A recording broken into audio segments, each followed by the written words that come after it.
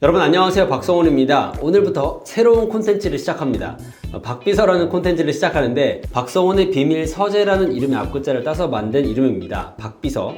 여러분께 앞으로 책을 추천해 드릴 건데 굳이 박성훈의 비밀 서재라는 이름을 붙인 이유는 사실 제가 지금까지 읽은 책들 중에서 정말 내가 읽었다는 것을 사람들이 몰랐으면 싶은 그런 책도 있고, 또는 이 책은 진짜 나만 알고 싶다. 왜 좋은 거 보면은 나만 알고 싶고 사람들이 많이 안 봤으면 하는 그런 거 있잖아요. 그런 책들이 있어서 저만의 리스트를 만들어 왔는데, 그 리스트를 여러분께 공개하겠다는 생각 때문에 박성훈의 비밀 서재라는 이름을 붙이게 됐습니다. 오늘 여러분께 처음으로 소개해드릴 책은요, 부자의 인간관계라는 책입니다. 그럼 지금부터 바로 시작하겠습니다.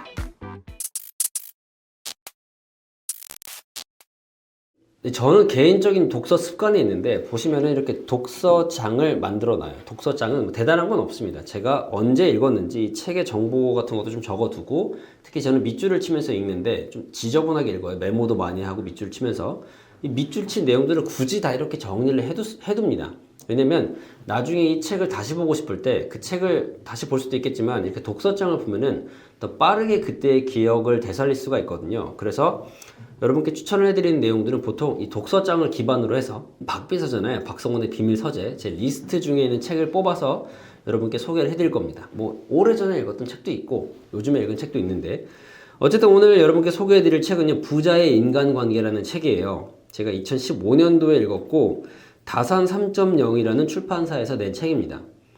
이 저자가 사이토 히토리라는 저자인데, 여러분 아마 자기계발서 좀 읽어보신 분들이라면 사이토 히토리라는 이름을 들어본 적이 있으실 거예요. 일본에서 개인 납세자 1위를 했다라는 걸로 많이 알려져 있는데, 제가 그래서 좀 조사를 해봤습니다. 정말 어떤 일을 하는 사람인지 찾아봤는데, 한국에서는 딱히 그 자료가 안 나온 것 같아서 제가 구글에서 일본어로 검색을 해봤어요. 그랬더니 나오는 게 이제 1948년생 꽤 어르신이더라고요. 그리고 어떤 일을 하시냐면 긴자 마루칸이라는 회사를 운영을 하고 있습니다. 원래 1970년경에 한방차를 판매하기 시작해서 이렇게 지금 그런 부를 축적을 하신 것 같아요. 한방을 베이스로 해서 뭐 화장품이라든가 건강식품을 판매해서 이제 돈을 번다고 합니다. 원래는 긴자 일본 한방연구소 라고 시작을 했다고 해요. 이 긴자라고 하면 한국의 청담동이라고 생각하면 됩니다. 굉장히 이제 부촌이고, 거기에 각종 명품들이라든가 유명한 해외 레스토랑이라든가 그런 곳들이 많이 질비해 있는 곳이 이제 긴자인데, 이분은 사업 성공을 통해서 어떤 성공 법칙을 발견해 가지고 사람들에게 많이 전파하고 있어요. 그러다 보니까 한국에서도 팬이 꽤 있습니다. 사이토 히토리 씨가 쓴 책을 사람들이 많이 보더라고요. 저도 몇 권 읽었는데 참 내용이 좋습니다. 일단은 한 7문장 정도 제가 정말 이 내용 참 좋다라고 생각하는 걸 몇 개 읽어드릴게요. 일단 첫 번째는 6페이지에 있는 내용인데, 돈 문제와 인간관계, 이 두 가지를 확실히 알면 앞으로 두려울 것이 없다. 진짜 맞는 말이죠. 돈, 인간관계, 이 두 가지를 알면 확실히 알면 앞으로 두려울 것이 없다고. 또 50페이지에 보면요, 좀 긴데 개인적으로 굉장히 동의하는 부분이에요. 되게 영향을 많이 받기도 했고, 사장이라는 직위에 있다면 한눈에 사장이라고 알아챌 수 있는 화려한 복장을 하고 있어야 된다. 왜냐하면 중략, 성공한 사람이 돼서 모두가 부러워할 만한 모습을 하고 있는 것이 꼭 본인에게만 영향을 주는 건 아니다. 그렇게 함으로써 지금부터 일을 찾으려는 젊은이들에게 또는 그 업계나 회사의 장래가 밝다는 점을 어필하고 꿈을 심어줄 수 있기 때문이다. 이게 사람이 성공을 하게 되면 당연히 영향력이 많아지게 되고, 영향력이 많아지게 되면 나 하나의 행동이 나만의 것은 아니잖아요. 나를 보면서 한 명이든 10명이든 1000명이든 10,000명이든 영향을 받는 사람들이 생긴다는 거죠. 그래서 우리가 이제 보통 선한 영향력이라는 표현을 참 많이 쓰는데, 그 맥락에 해당되는 말이라고 봅니다. 내가 나를 예쁘게 꾸미는 것은 단순히 나만을 위해서 꾸미는 게 아니라, 내가 이렇게 성공을 해서 나 스스로를 잘 꾸미고 있음을 통해서 나도 저렇게 되고 싶다. 그래서 나도 열심히 해야 되겠다라는 생각을 심어주기 때문에 그 행위가 중요하다고 얘기를 한 거죠. 그냥 허세 부리고 나 이만큼 돈 벌었다라는 걸 어필하기 위해서라는 게 아닙니다. 저는 이제 그런 관점에서 이 문장이 참 좋았어요. 나의 영향력을 좋게 발휘하기 위해서 나 스스로를 가꿔라 라고 저는 이해를 했습니다. 그 다음에는 이제 78페이지에 나오는 얘기인데,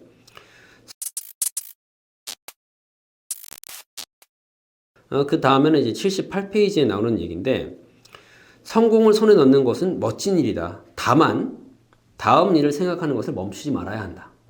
이게 자칫 사람들이 성공한다는 것을 어떤 하나의 목적지에 다다르는 것으로 정의를 해버리는 경우가 있는데 저는 그건 아니라고 봅니다.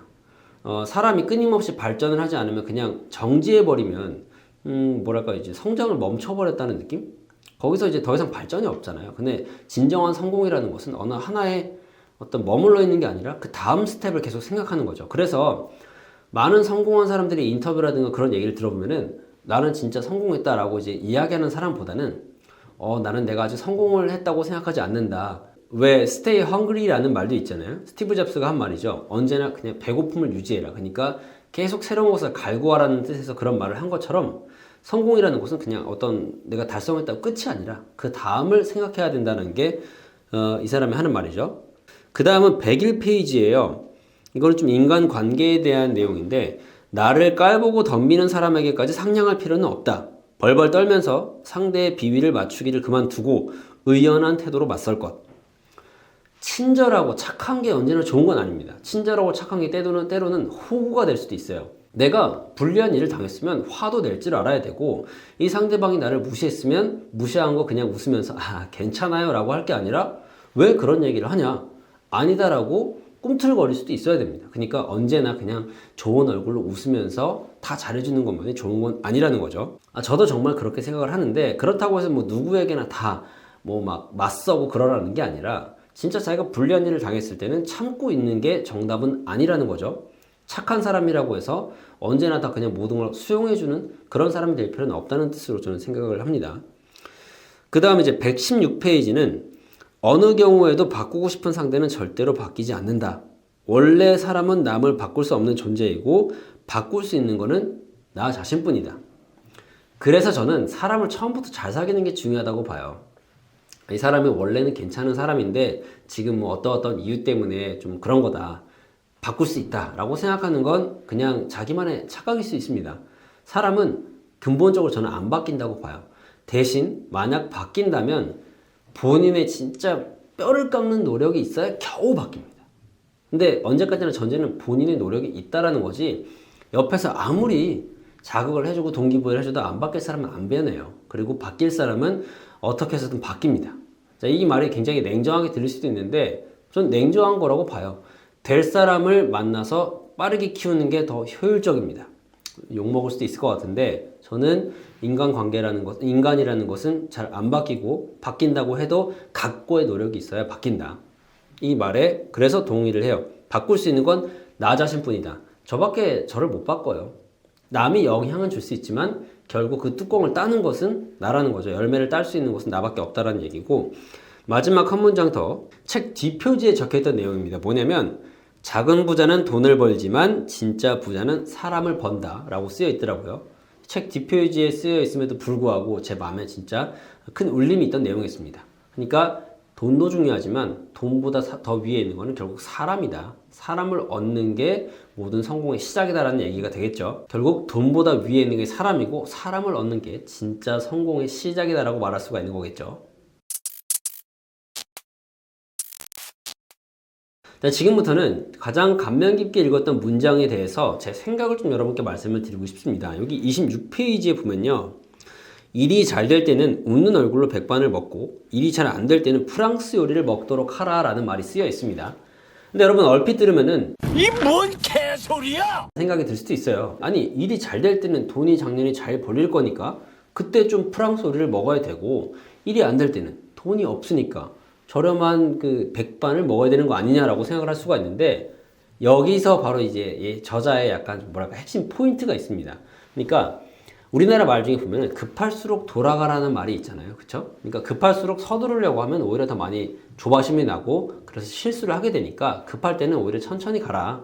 그게 더 좋다라는 말을 이렇게 굳이 표현을 한 겁니다. 그러니까 일이 잘 될 때는 백반이라고 하면 우리가 가정에서 먹는 일반 식단 있잖아요. 뭐 밥, 국, 김치 그런 기본 반찬들이랑 해서 나오는 그런 게 백반이고 배고프네요 갑자기.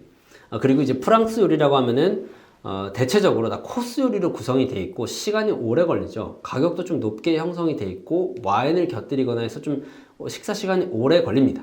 자, 이 말은 그래서 무슨 말이냐면 제가 생각하기에 이 일이 잘 된다는 것은 에너지가 들어오는 때입니다. 어떤 기운이 들어오는 때예요. 그래서 사람이 상승곡선을 그릴 때가 있습니다. 인생에서 보면. 인생이 언제나 상승곡선을 그리지도 않고 언제나 하강곡선을 그리지도 않잖아요. 이게 주기적으로 반복이 되게 되는데 일이 잘 될 때는 기운이 들어오기 때문에 이 기세가 올라갑니다. 에너지가 올라가죠. 이럴 때는 밥을 빨리 먹고 다시 일을 하라는 거예요. 운이 들어올 때 쓸어 담으라는 겁니다. 그러니까 뭔가 일이 잘 될 때 오히려 그 돈 쓴다고 느긋하게 그냥 밥 먹고 있지 말고 일 잘 될 때 물 들어올 때 노적을 하고 빨리 일이 잘 될 때 밥 먹고 간편하게 먹고 가서 또 일하라는 거죠. 대신에 일이 안 될 때 뭘 해도 안 될 때가 있습니다. 진짜 저도 그런 때가 당연히 있었겠죠. 일부러 누가 제 인생을 막아놓은 것 같은 그런 기분이 드는 때가 있단 말이에요. 누가 나 망하라고 이렇게 하고 있는 건가? 라는 생각이 들 정도로 어떤 악의 무리가 제 앞길 막은 것 같은 그런 느낌이 드는 때가 있어요.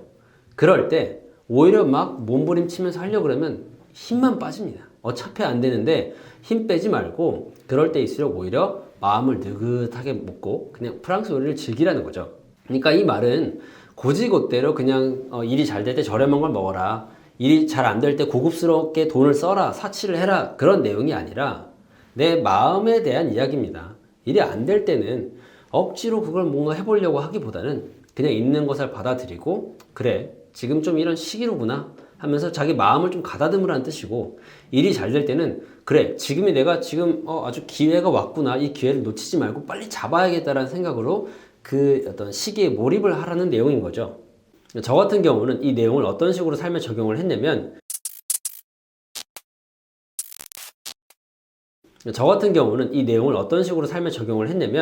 유튜브를 하고 있잖아요. 유튜브를 하다 보면은 어떤 때는 사람들이 잘 봐주고 조회수도 잘 나오고 또 구독자도 팍팍 올라가고 좋은 댓글도 많이 달리고 그럴 때가 있습니다. 또 그런데 어떤 때는 똑같이 열심히 만들었고 좋은 내용을 이야기했는데도 사람들이 막 악플 달고 조회수도 안 나오고 구독자로 뭐 안 늘어나고 그런 때가 있어요. 그러면 상당히 힘이 빠지죠. 이렇게 일을 하다 보면은 좋은 때도 있고 안 좋은 때도 있는데 저는 이렇게 잘 안 되는 때가 오면은 그냥 좀 쉽니다. 한 1주, 2주 영상 안 만들고 그냥 책 보고 또는 뭐 사람들 만나고 그렇게 하면서 좀 재충전의 시간을 가져요. 그렇게 되면 자연스럽게 좀 다시 해봐야겠다라는 생각이 들고 좀 더 편한 마음으로 콘텐츠를 만들 수가 있게 됩니다. 사실 최근에도 그래서 한 열흘 정도 콘텐츠를 안 만든 때가 있었어요. 이런 식으로 자기 스스로 컨디션 조절을 해 나가는 겁니다.